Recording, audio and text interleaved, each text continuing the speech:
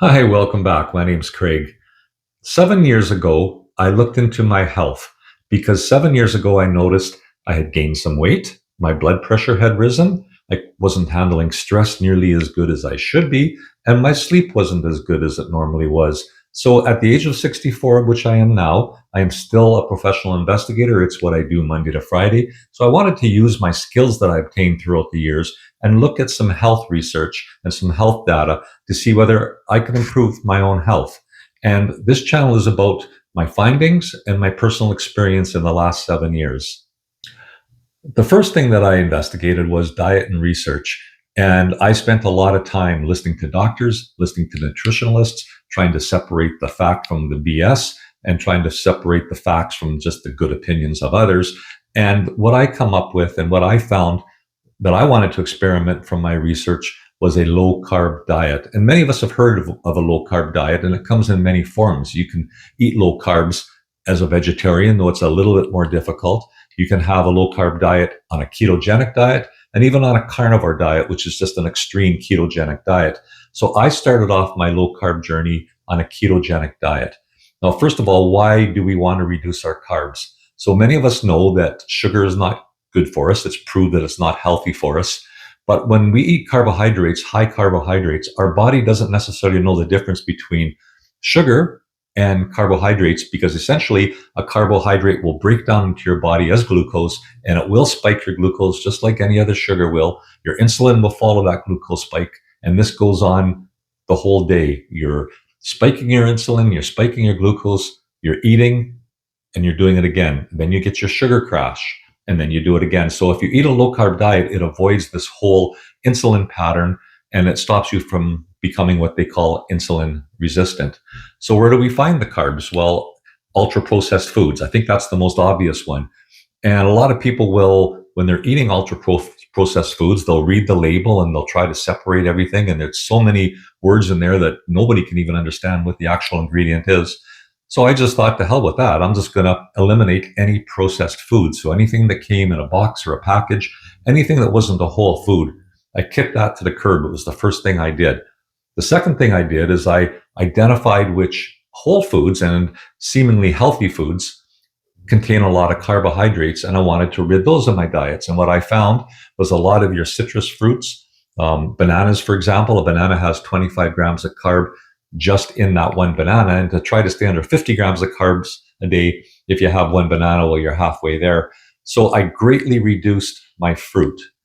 I ate some berries, particularly blueberries and raspberries, but I kept it a small amount, just a little bit, a handful each day. And the other thing that I was still eating was nuts, like especially almonds. But again, you have to restrict it. And if you're able to do that, then that's fine. I had just a few almonds every second or third day. The next thing I found that was high in carbohydrates, and for me personally, this was the most difficult thing I had to do to go on a low carb diet, was eliminate the things like pizza and bread and rice and pasta, because all of those items contain high carbohydrates. And it doesn't matter whether you get the best whole wheat bread on the market or the best brown rice. The fact is that those foods have high carbohydrates, and I had to get those out of my diet. And again, those were the ones that I struggled with the most. But after a couple of weeks, like any withdrawal, I got over it. So meat became my primary food source. However, I was still eating non-starchy vegetables. I did the research to find out which vegetables are low in carbs. I still ate some berries. I still ate some nuts. I still had dairy products. And to this day, I still have a little bit of heavy cream in my coffee, because heavy cream contains actually less sugar than, say, for example, skim milk. I still eat butter and bacon and salt. And even though we've been told that saturated fat is horrible for us and that butter's bad and eggs are bad and bacon's bad, the research doesn't show that at all. So that's what I did. 90-day challenge. I'm still doing it 7 years later, because after 90 days, I felt a lot better. Going on a low carb diet, for many people, including myself, when you're feeling on ketones instead of glucose, your mental health becomes better. My brain fog, which I didn't even realize that I had, lifted. I became clearer in my job. I had more mental bandwidth. I was able to focus on my personal life and my job.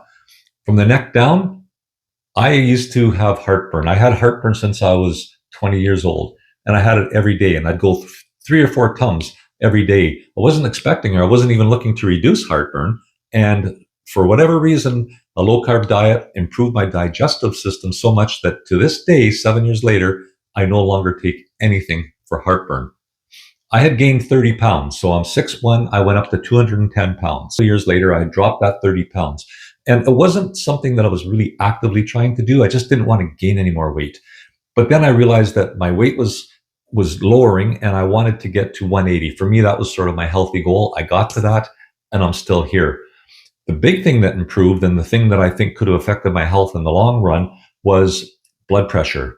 So when I was 57, I went to the doctor. My blood pressure was 155/85 or 90.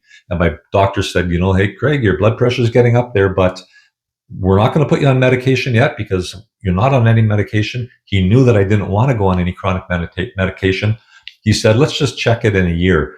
I didn't have any advice on lifestyle. He didn't ask me if I was smoking or drinking or anything like that. So that's when I did my own research and found out. And again, 7 years later, I can measure my blood pressure at any given moment, and it'll be now between 150 and 120 and 70 and 75 each and every time. And I check it about 3 times a week. That is the biggest health improvement that I found. But overall, really, a low carb diet benefited me and so many others. And I believe it can benefit so many people, especially if you want to lose weight, if you want to reduce your blood pressure, if you want to rid or slow down depression, anxiety, if your blood sugar, if your A1C is creeping up and you're becoming pre-diabetic, or if you have type 2 diabetes, eating a low carb diet can get you off your medication, or it can certainly help you reduce your medication, always with a doctor's referral. Of course, don't ever do that on your own. But these are the benefits that we get from a low carb diet. So I have, and I'm going to be making many more videos about exactly what I do eat, exactly what I did eliminate. I'm going to be going into diet and exercise because I have found that naturally by reducing the weight and just feeling a whole hell of a lot better, that I'm more active. And I'm not going to the gym every day, or I'm not talking about that. I'm just talking about walking and light resistance training for as we get older. That's so important to be doing to maintain our muscle mass and our balance. And as we get older in life, just to make sure that we still stay mobile and healthy. My sleep has improved, and I'll be doing videos on that as well, and explaining that and how I track my sleep, and also how I've reduced stress, or at least I've been able to manage stress better. And these are the videos that I'm also going to be doing on this channel. But I just wanted to speak about a low carb diet today. If you like this video, give me a like. Let me know where you are on your health journey, or subscribe. That would be great. And until next time, take care of yourself.